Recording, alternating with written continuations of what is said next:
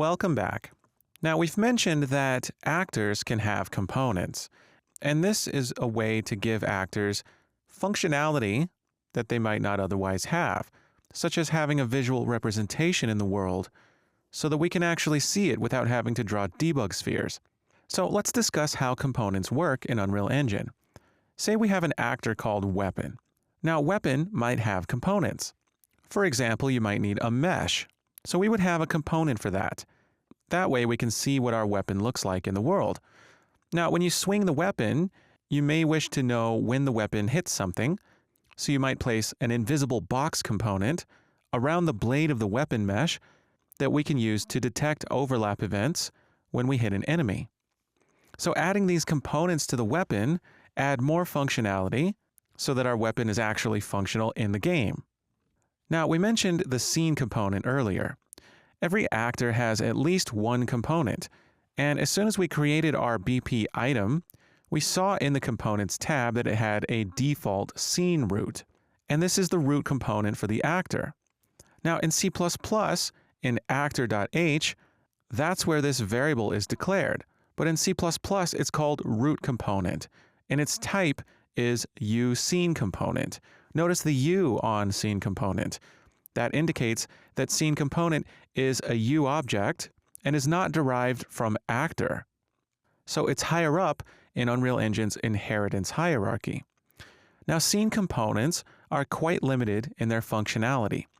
One of the things they have is a transform.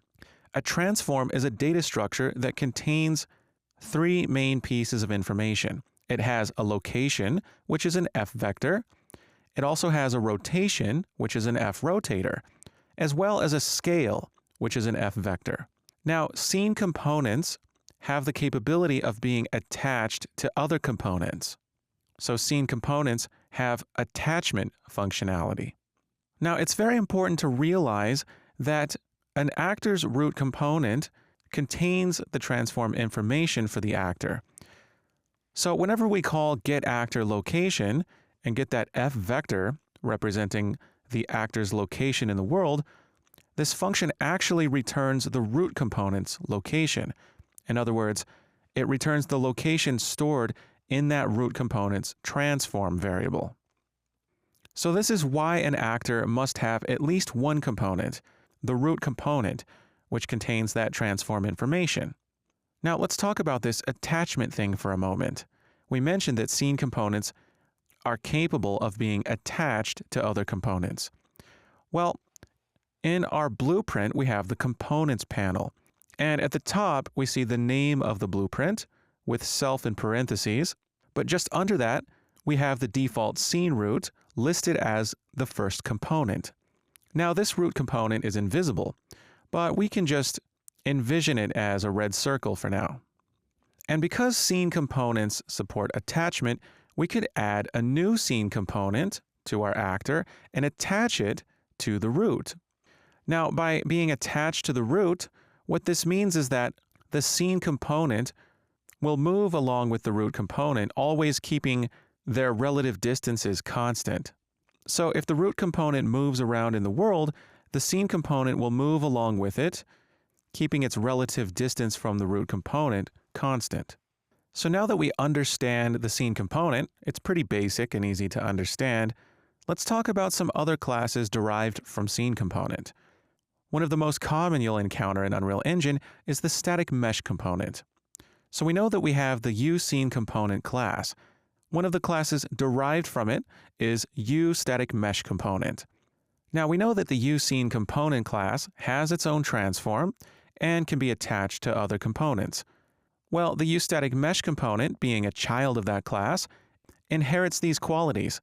So static mesh components have their own transforms, and they can be attached to other components. But they also have an additional quality. They have a mesh. So the uStaticMeshComponent class has a variable of type uStaticMesh. So let's go back to our weapon example. If we create a fresh actor called Weapon, we know that it's going to have that default scene root, which is a scene component. So we can envision that as a red circle again. Now let's say we add a static mesh component and call this Weapon Mesh. Now, weapon mesh is going to be attached to the default scene root. So as the default scene root moves around, that mesh moves with it. But even though weapon mesh is attached to default scene root, we could still raise the mesh up, for example, changing its relative transform in relation to the scene root. So we might raise the mesh up by a couple hundred units in the Z, but because it's still attached to the root, as the root moves around in the world, our mesh will move along with it, keeping that relative offset. Now, the default scene root has the type uSceneComponent, and we know that uSceneComponent is a parent class of uStaticMeshComponent. So what we could do if we wanted to is take our weapon mesh static mesh component and reassign the root to be the weapon mesh. So in this case, our default scene root will be replaced by our weapon mesh static mesh component. So now our weapon mesh is the root component. Now this is okay because we know that a pointer of a parent class can point to an object of a child class. That's what's happening here. The root component, which is a uSceneComponent pointer, is now pointing to a uStaticMeshComponent object. So we can overwrite the root component in this way. Let's see how this works in blueprints. So I'm going to go into BP item. Now in the viewport, we see there's nothing here. We just have this billboard. And in the components panel, we have our default scene root. That's our root component. Now we can add components directly in blueprints if we want to by clicking plus add right here and selecting from a drop-down any number of different types of components. One type of component is the static mesh component, so we can select static mesh here, and we now have a new static mesh component. By default, its name is static mesh, but we could rename it. I'm going to leave it at static mesh for now. Now, we added a static mesh, but we still don't see anything here in the viewport. That's because the static mesh component has that variable called static mesh. We can see it here in the details panel as long as we have our static mesh component selected. So the name static mesh here in the components panel doesn't mean that we just added a uStaticMesh object. Instead, we added a uStaticMesh component object. There's a difference. The uStaticMesh component derives from SceneComponent and has the ability to be attached to other components, whereas the uStaticMesh type is more basic. It's not a component, it's just a class that contains mesh information. So because our static mesh component has a static mesh variable, we need to specify what mesh to use for that static mesh variable. And we can change it in the details panel with this drop-down here. Now, because we enabled starter content, we have access to different shapes. Let's go back out into the level editor, and in the content folder, if we scroll down, we'll find starter content. And in the starter content folder, we have this shapes folder. And here we have a bunch of static meshes. For example, we have shape sphere. Let's double click that. And here we have a sphere static mesh. Okay, so we know that we have some static mesh shapes here in the starter content. Well, in the BP item blueprint, with our static mesh component selected, we can choose what static mesh our static mesh component has assigned to its static mesh variable. Now, if we click the dropdown, we can search for shape_sphere, and we could choose it like this. And if we want to reset this back to the default value, which is none, we can click the curved arrow, and it's now back to none. Now, another way to assign a static mesh is to find one that we like here in the content browser, click and drag it up to the BP item tab, which will open it, and then we can drop it in here. Notice it's highlighted blue with a dotted outline. That means we can drop this static mesh right here into the static mesh variable. And now we've assigned shape sphere to be the value for our static mesh variable on the static mesh component. Now, notice something interesting about this static mesh.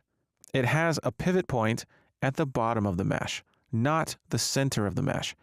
That's a design choice made by the artist who created this static mesh in a mesh creation software like Maya or Blender. The pivot point for a mesh is not always going to be at the geometrical center. You just have to check with the mesh and see where its pivot point is. We can tell that it's at the bottom of the mesh because its gizmo is at the bottom. And it's called the pivot point because if we hit E to go into rotation mode and rotate it, we see that we're rotating it about that pivot point. It's pivoting about that point. So that's something to keep in mind. So our static mesh component has its own transform, and the location of that transform is down there at its pivot point. Well, now that our BP item has a static mesh component, and we've assigned that static mesh component's static mesh variable to the shape sphere, we can go back out into our level editor, and we now see that our actors have their static meshes. And if we press play, we'll see those static meshes while the game is playing. So now we can see a visual representation of our actor thanks to it now having a static mesh component. And again, notice that pivot point for the static mesh. It's right there in the center of our debug sphere because our debug sphere is being drawn at the location of the root component since we're calling getActorLocation. Now back to BP item. Our static mesh component is attached to our default scene root. This means we can make an offset between our static mesh component and the scene root itself, such as by raising it up. Now our static mesh component has an offset from the root. So if we go back and hit play again, now we'll see that our static mesh component is offset a bit. Now it's still attached to the root. As we can see, it's moving along with the root, but it's keeping that relative offset. Now we mentioned in a previous slide that we can reassign the root with some other scene component. Remember, static mesh components are derived from scene components, so they are in fact themselves scene components, which means we could reassign the default scene root to be our static mesh component. Now in Blueprints, the way to do this is simply clicking on static mesh and dragging it onto default scene root. Notice the pop-up says, drop here to make static mesh the new root. The default root will be deleted. Let's go ahead and do that. Now take a look. Our root is the static mesh component now. And notice something else. We can't move this mesh around in the viewport. That's because this is now the frame of reference for the blueprint. You can't move the root component in the blueprint because it is the root. It's never going to move relative to itself.